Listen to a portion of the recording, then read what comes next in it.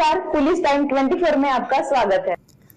15 January को दोपहर 2 बजे महाराष्ट्र प्रदेश कार्यालय जलगांव जामोद पर किसान एकता महासंघ की ओर से मकर संक्रांति दिवस एवं किसान दिवस के अवसर पर एक बैठक का आयोजन किया गया और कहा गया कि सरकार न्याय दिलाने के लिए काम कर रही है, किसानों के न्याय अधिकार के लिए काम कर रही है।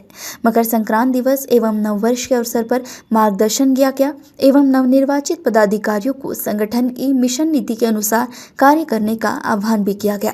त्यांनी जी आणीबाणी घोषित केली त्याच्या अनुषंगाने आपण इथे उपस्थित आहोत। आपण यावर विचार करावा की ती व्यवस्थित आहे का, नसेल तर त्याच्यावर आपल्याला काही आक्षेप दाखल करायचे असतील तर याबाबत विचार करावा।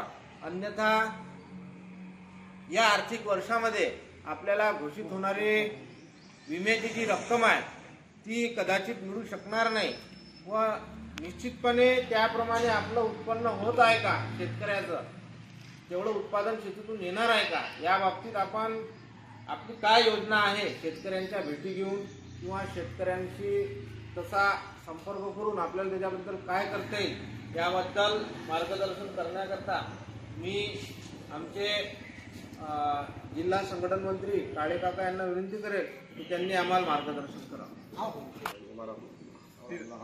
शेतकरी एकता संघटनेच्या माध्यमातून आपण एकत्र आलेलो आहोत। शेतकऱ्याला पाहिजे तसं पीक नसताना 65% आणेवारी ही जास्तीची लावलेली आहे।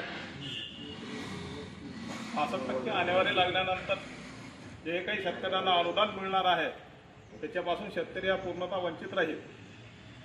त्यासाठी जे काही करता येईल ते संघटनेच्या माध्यमातून करावं अशी मी आपले प्रदेशाध्यक्ष ठाकूर साहेब यांना विनंती करतो की त्यांच्या माध्यमातून त्यांनी शेतकऱ्याबद्दल काहीतरी निवेदन सादर करावं। गेल्या विधानसभा निवडणुकीपूर्वी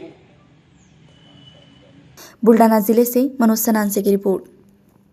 खबरों को देखने के लिए हमारे चैनल को लाइक और सब्सक्राइब करें। धन्यवाद।